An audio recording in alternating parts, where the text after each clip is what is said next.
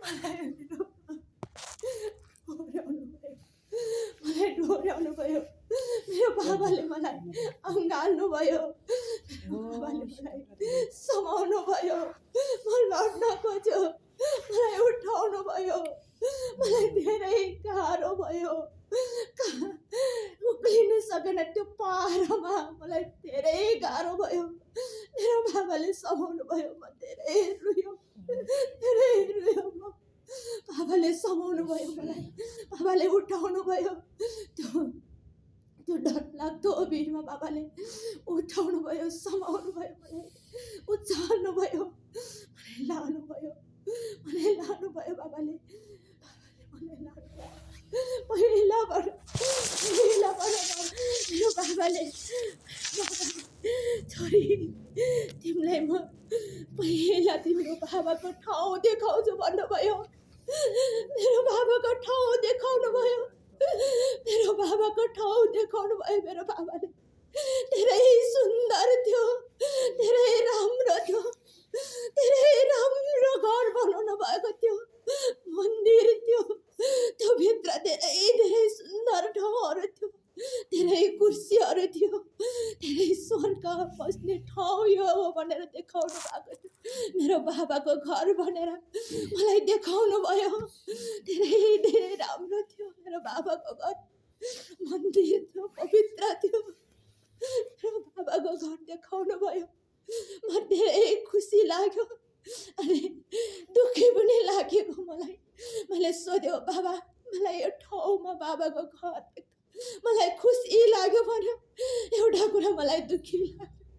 मैले सोध्यो बाबालाई, बाबा मेरो आमाको घर कहाँ हो भनेर मैले सोध्यो।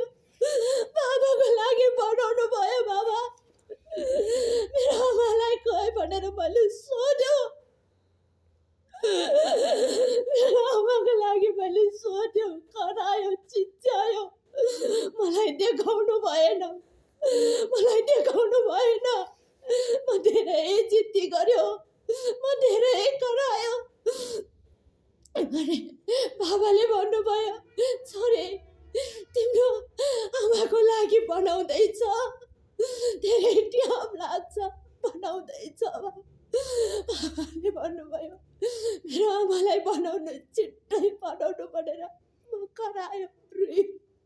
बाबाले हुन्छ छोरी, तिम्रो आमाको लागि म छिट्टै तयार गर्छु, तिम्रो आमालाई यो ठाउँमा ल्याउँछु, यो ठाउँमा देखाउँछु। यो सबै सारा ठाउँमा तिमी जति हिँड्छ त्यति म देखाउँछु भनेर मेरो बाबाले भन्नुभयो। तिम्रो आमाको लागि ठाउँ बनाउँदैछ, हुन्छ छोरी भन्नुभयो मेरो बाबाले। मेरो बाबाले भन्नुभयो हुन्छ भने, अनि बाबाले भन्नुभयो, छोरी अब तिम्रो लागि मैले एउटा शक्ति छुट्याएको छ। त्यो शक्तिमा धेरै धेरै नयाँ उन्नति र नयाँ कामहरू दिनेछ भन्नुभयो। हुन्छ बाबा भन्यो। त्यो शक्तिबाट मलाई लानुभयो, मेरो बाबाले लानुभयो। त्यो ठाउँमा पुग्यो। त्यो ठाउँमा पुग्दाखेरि मेरो बाबाले भन्नुभयो, छोरी तिमीलाई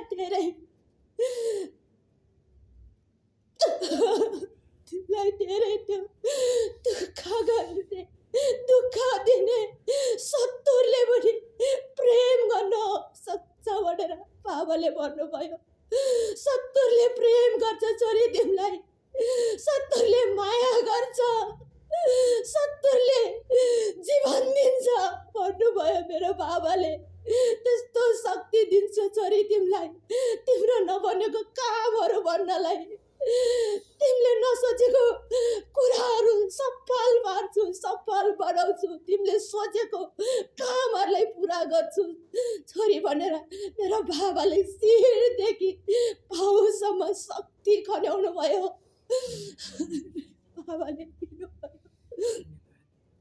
बाबा मेरो लागि तपाईँले दिनुभयो, मेरो बाबालाई पनि चाहिन्छ भनेर म कराएँ, रुएँ। मेरो बाबालाई पनि दिनु बाबा भन्यो। हुन्छ छोरी, तिम्रो बाबालाई अर्कै ठाउँमा छ भन्नुभयो। हुन्छ भने गयो।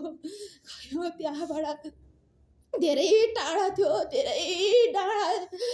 हेर्दाखेरि डरलाग्दो उकालो थियो। त्यो उकालो चढ्दै चढ्दै गयो मेरो बाबाको लागि। मेरो बाबालाई शक्ति चाहियो भनेर मेरो बाबालाई शक्ति दिनुभयो कि मेरो बाबालाई शक्ति दिनुभयो।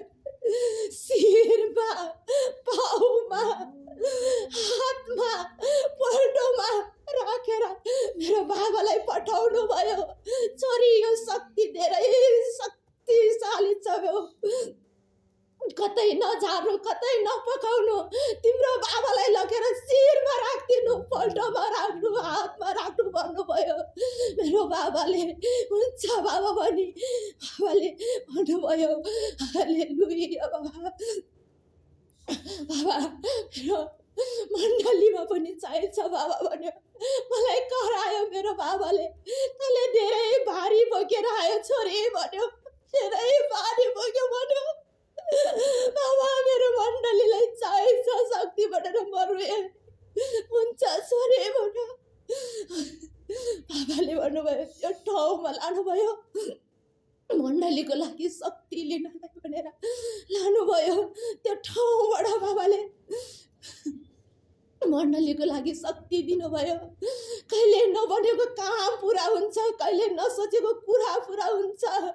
मण्डलीको लागि धेरै उन्नति आउँछ, धेरै शक्तिशाली हुन्छ। यो मण्डलीमा धेरै शक्तिशाली हुन्छ भनेर बाबाले भन्नुभयो। यो मण्डली धेरै शक्तिशाली, धेरै राम्रो, धेरै उन्नति आउँछ। हालेलुया। बाबाले भन्नुभयो, हुन्छ बाबा, मेरो मण्डलीमा लान्छु भनेर मैले भन्यो। बाबाले दिनुभयो त्यो शक्ति। मण्डलीमा लैजाऊ छोरी, शक्ति लैजाऊ भन्नुभयो। हुन्छ भने मैले त्यो शक्तिलाई ल्याएको छ बाबा। मलाई त्यो ठाउँबाट बाबा धेरै ठाउँमा जानु छ भन्यो। बाबा, अब म जाने, मेरो यो शक्तिले लान्छु बाबा भन्यो। ल छोरी। अनि फेरि मैले सोध्यो, बाबा मेरो आमाको लागि छिट्टै बनाउनुहोस् है भन्यो। हुन्छ छोरी भन्यो। अनि मैले सोध्यो, मेरो बाबाको परिवारको लागि के छ भनेर मैले सोध्दाखेरि, छोरी, तिम्रो बाबाको परिवारलाई, छोरा छोरीलाई इनाम पाइसक्यो। इनाम राखिसकेको छ, यो ठाउँमा राखेको छ भन्नुभयो मेरो बाबाले। म धेरै खुसी लाग्यो। हुन्छ बाबा पनि म रमाएँ, खुसी भएँ, हाँसेँ, नाचेँ। बाबाले भन्नुभयो, बाबा, मेरो मण्डली परिवारमा नयाँ शक्ति र अभिषेक दिनुहोस् बाबा। तिम्रो मण्डली परिवार एकै हृदय, एकै मन छैन छोरी। यताउता हुन्छ, विश्वास छैन भन्नुभयो मेरो बाबाले। म रुयो, किन बाबा यस्तो भयो भने म रुयो। छोरी, त्यस्तो छ, मण्डली परिवारको विश्वास छैन भन्नुभयो। एउटै हृदय छैन, एउटै मन छैन भन्नुभएको थियो बाबाले। हुन्छ भने म के सोचेन बाबालाई। अनि म चुप लागेर बसेँ। अनिखेरि मलाई बाबाले भन्नुभयो, छोरी, तिम्रो लागि मैले ठाउँहरू धेरै समयदेखि बनाएर राखेको थियो। मेरो लागि कस्तो ठाउँ बनाउनु भयो भने मलाई बाबाले देखाउनु भयो। यस्तो सुन्दर ठाउँ थियो कि त्यो ठाउँमा टेक्दाखेरि मेरो जीवनै आनन्द आयो मलाई। मेरो बाबाले धेरै राम्रो ठाउँ बनाउनु भएको थियो। धेरै ठाउँमा राख्नुभयो, मलाई घुमाउनु भयो। त्यो ठाउँमा घुम्यो, त्यो ठाउँमा बस्यो। अनि छोरी, तिमी त्यो नराम्रो ठाउँमा नजाऊ, नराम्रो ठाउँमा नबस, नराम्रो ठाउँमा नजा, नराम्रो चिजहरूलाई नछु, नखाऊ भन्नुभयो। मैले हुन्छ बाबा पनि, हुन्छ, नराम्रो नगर, नराम्रो नराम्रो नबोल, नराम्रो नसोच भन्नुभएको थियो। हुन्छ बाबा भने, हुन्छ भने। अनि अब छोरी तिमी अब जानुपर्छ, तिमी धेरै बेर भयो, अब जाऊ भन्नुभयो। मेरो बाबाले भन्नुभयो म नजाने भनेर म रुएँ, म धेरै जिद्दी भयो, मलाई कराउनु भयो बाबाले। तँ धेरै बस्ने छैन यहाँ, धेरै बस्नु पर्दैन, तँलाई दिनुपर्ने चाहिँ सबै दिइसक्यो, हुनुपर्ने चाहिँ सबै भइसक्यो, अब जाऊ भनेर बाबाले मलाई कराउनु भयो, हक्काउनु भयो। हुन्छ भने म रुँदै रुँदै फर्केँ। बाबाले